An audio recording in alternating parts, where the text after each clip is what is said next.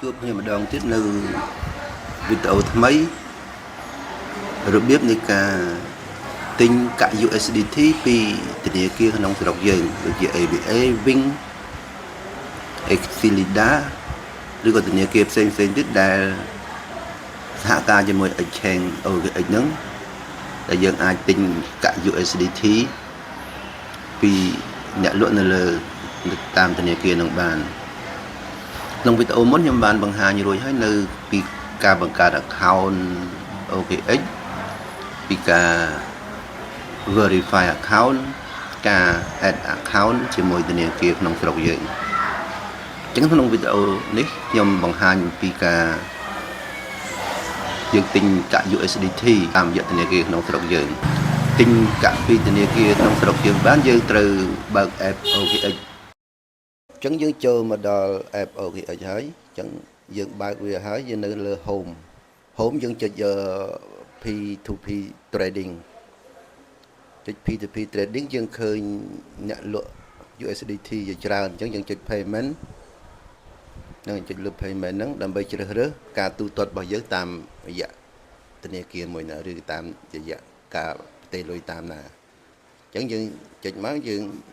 ជ្រើសរើសយក ABA ក្នុងហ្នឹងយើងជ្រើសយក ABA បាទក្រោយពីជ្រើសរើស ABA ហើយយើង apply វាបាទក្រោយពី apply ហើយយើងឃើញអ្នកលក់កាក់លើធនាគារ ABA មានច្រើនអញ្ចឹងមានអ្នកខ្លះចាប់ពី10អ្នកខ្លះចាប់ពី300ឡើងមកគេលក់អញ្ចឹងយើងជ្រើសរើសអ្នកណាដែលស័ក្តិសមទិញលក់ជាមួយយើងចុចទៅឬក៏តម្លៃសមរម្យឧទាហរណ៍ថាខ្ញុំទិញ$43ចុចបាច់គេបង្ហាញអញ្ចឹងមករើសទូទាត់តាម ABA អញ្ចឹងយើងចុចលើ ABA ហ្នឹងអញ្ចឹងអ្នកលក់តម្រូវឲ្យយើង scan QR code ដើម្បីបាញ់លុយឲ្យអញ្ចឹងយើង download QR code របស់គេមកទុកក្នុងទូរស័ព្ទយើង download យើងហើយយើងត្រឡប់ទៅចូល app ABA របស់យើងដើម្បី scan បាញ់លុយឲ្យអ្នកលក់ USDT ហ្នឹងអញ្ចឹងយើងបើក app ABA តោះមកយើងចុច scan យើងជ្រើសរើសយក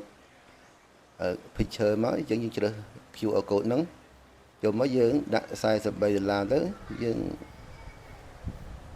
វាយលេខកូដធនាគាររបស់យើងបាញ់លុយគេរួចរាល់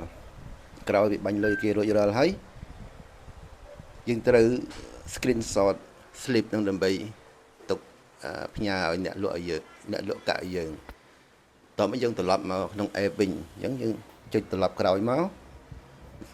គឺថា I has paid ចុចកន្លែង I has paid ហ្នឹងចុចឲ្យវាបង្ហាញផ្ទាំងមួយកន្លែងបូកតិចហ្នឹងយើងចុចលើហ្នឹងមកបាទចុចលើហ្នឹងទៅដើម្បីដាក់screenshot ដែលយើងបានថតមិញយើងជ្រើសពី gallery មកយើងដាក់ចូលកន្លែងហ្នឹងហើយយើងរងចាំតិចដើម្បីវា load រូបភាពចូល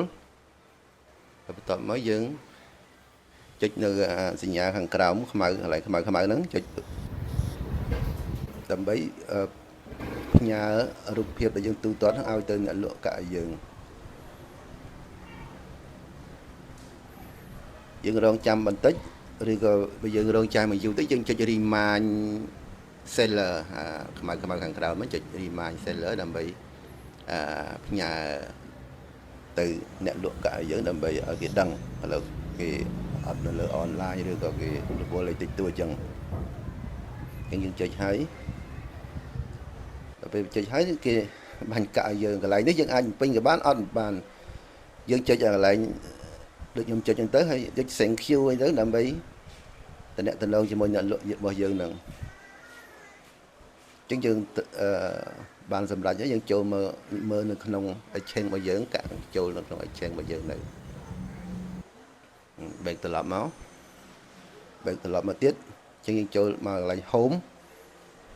យើងឃើញអញ្ចឹងដើម្បីមើលថាកាក់ចូលនោះយើងមកកន្លែង asset របស់យើងអញ្ចឹងកាក់ដែលយើងទិញមិញហ្នឹង